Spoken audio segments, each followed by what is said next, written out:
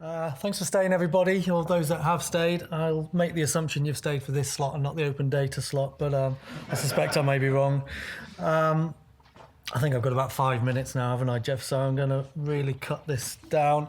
I just went through my presentation just to pull out the interesting bits, but there wasn't any, so I will be even quicker. I'm going to kind of assume that most of the audience know what county sports partnerships are and what we do, and just try and in 5 minutes give you a flavour of the kind of future direction of the network and how perhaps they're changing and in order to respond to the new strategies that I know you've been hearing about today. So I'll gloss over quite a few of my slides, but hopefully you know CSPs across the whole of England cover every community. They're partnership-based organisations and they're non-profit charitable organisations working closely with Sport England. This is the kind of stuff I would often talk about, some of the programmes we deliver, some of the scale and reach that we deliver across England. 50,000 people involved in our Workplace Challenge, our Satellite Clubs programme, Sport of 8 that we deliver with Sport England for young people, the school games work. I'm not going to touch on that at all today, partly because I want to focus on what's changing and what's coming up and how we're responding to the network. But that is still going on, and we still do deliver great programmes, great scale and great reach across the country. You've heard a bit about this today, the new policy agenda, new government strategy and particular focus on the social outcomes at the bottom there. The new Sport England strategy, which I'm sure Mike talked through today. Childhood obesity strategy launched last year. And for those that don't know, there was a government appraisal of CSPs, County Sports Partnerships, on the bottom left. And the headline conclusion from that was that CSPs got a really important role to play in the delivery of those national strategies moving forwards. Not least because a key plank of them is moving from a very top-down strategy or policy framework previously to a very bottom-up, local or place-based approach. And obviously CSPs being located in their localities, really well placed to support that agenda. So we've been thinking about how we need to change and evolve and how the CSPs need to change and evolve. For those with a good memory, they was formed around 2000 as active sports partnerships. We've had a second generation. So the question we've been asking is what the next generation of CSPs needs to look like. And to think that through, we've been thinking about what those policies and strategies are telling us and what significant opportunities and challenges they present. And I do think they're massive challenges, really. So the government strategy talks about improving lives, the sport and physical activity's ability to improve lives and deliver social outcomes. And I think my point on that is that it's easy for us all to sit back, government concluding that sport can deliver a whole range of agendas, can improve people's lives. So we can easily say what we currently do has a positive impact on people's lives and communities. And really what we're challenging ourselves to do is not just do the same thing and present it in a different way, but actually totally rethink what it is we do, start with those social outcomes that we're trying to achieve and work back and perhaps do things fundamentally different rather than just representing what we currently do. We not only need to do that, but we need to demonstrate and evidence the impact of what we do against those outcomes, and that's a real challenge for the whole sector. And that's really important in order to secure that strategic impact from decision makers, from budget holders, particularly in times of austerity, and in order to demonstrate or affect that whole system change, which Mike may have mentioned in his presentation this morning. Real challenges around inactivity and underrepresented groups, challenges that have been there for decades and are represented in the new strategy as real priorities for us all. And helping the sector as a whole needs to change. Largely a voluntary sector. How do we help them to change moving forwards? So just a flavour of some of the ways that we're responding to that agenda. Again, you will have heard about insight, customer insight, understanding our customers much better. So this is an example from London, who developed an insight portal that all their partners in London can use. One place to go to find all the data around participation, demographics of our target markets in London. And we're looking at how we scale that up across the wider network. Working with 4Global, a number of CSPs, developing a concept of a participation intelligence hub. So finding out everything that's going on in physical activity participation in their patch, using open data principles to bring that together, to understand what works and then plug the gap. So rather than doing what we think needs doing, real evidence-based way of moving forward. And a nice example here from LEAP, one of the CSPs, how they persuaded one of their partners to open up their data in return for giving them real useful insight and evidence that can help them to unlock funding moving forwards. In the West Midlands, they're really unpicking what behaviour change means. So there's lots of policy and theory around behaviour change.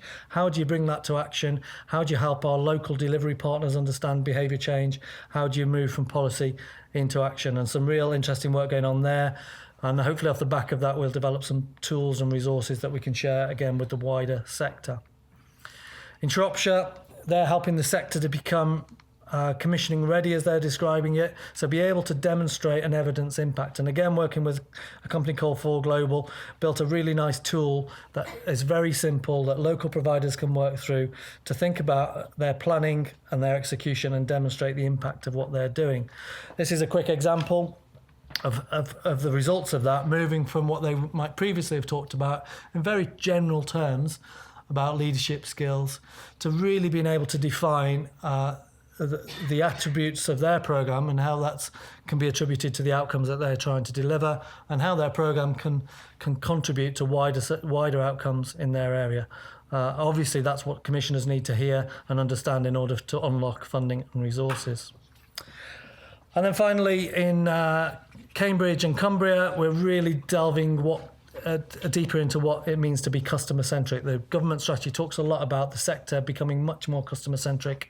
So we've developed a framework of what that looks like. We're delving much deeper. We're coming up with these kind of learning. It's not just a marketing, it's not just a phrase, it needs to be a corporately driven, corporately owned commitment to really responding to what your customers say, not just when it suits you, but all of the time. And again, looking at how we can drive that through the sector as a whole.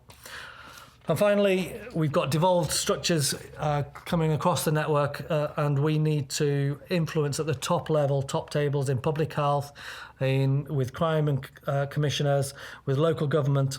And so some great work in Greater Manchester. Yvonne was here this morning. In the West Midlands, with the new West Midlands Combined Authority, they developed a strategy for physical activity. They're placing that at the heart of their strategy for devolved structures. You can see from the diagram on the left the kind of outcomes they're striving towards through that physical activity. It's not about sport and physical activity outcomes. It links and mirrors very much with the government outcomes of health, of economy, of jobs. And they're trying to link physical activity very clearly to the delivery of those outcomes. We've got time for a quick video?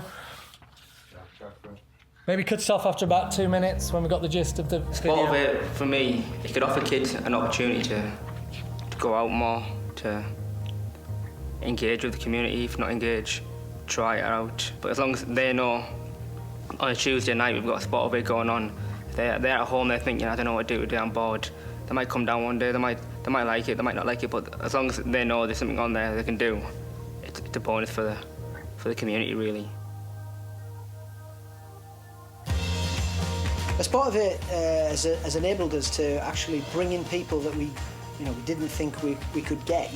When we first went out into the community with it, we noticed that we were bringing in lots of people who were sort of sat on the periphery of boxing, didn't want to get involved because thinking it was the blood and thunder, and actually came in and they progressed, and quite a few of them have actually gone on to box at a level. Some just come for the keep fit training, and that's fantastic. I never really heard about boxing until I started getting active with this. It was mainly fitness, and it motivated me a bit more, and it gave me a bit more, I've got something to look forward to after that, so just keep my head down in school, and it's kind of just cheered me up a bit. He's only boxed in 2 bouts, but it's fantastic when you go and watch him, and he really looks forward to it himself.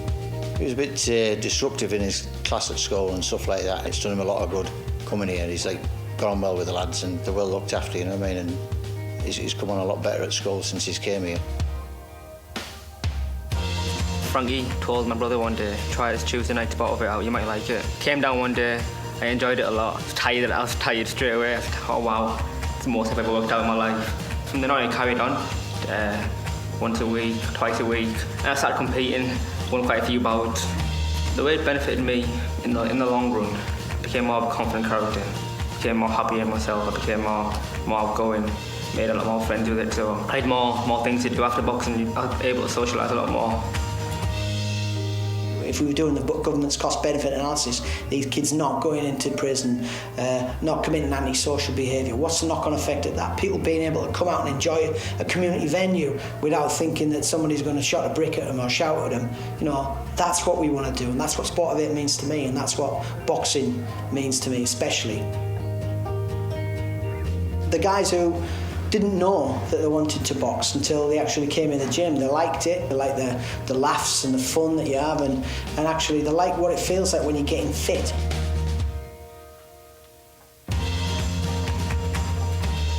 It's not so much the blood and thunder and the, I'm going to fill you in or whatever. There's none of that. It's the camaraderie and it's sportsmanship. We get young people here who potentially aren't the best at sharing, but once they've been through the gym and once they've met and talked to the other guys, it's not all about winning and losing. It's about taking part. So I guess the point of that is real reframing of what we do and why we do it, and really focusing on what it can do for individuals' lives and their communities. Lots more case study material on our website. Have a look at that. Hopefully it's given you a very brief flavour of how CSPs are responding to the new national strategies. Have a look at our website. Get in touch if you'd like to explore any of that more. Sorry, it had to be really brief today. Cheers.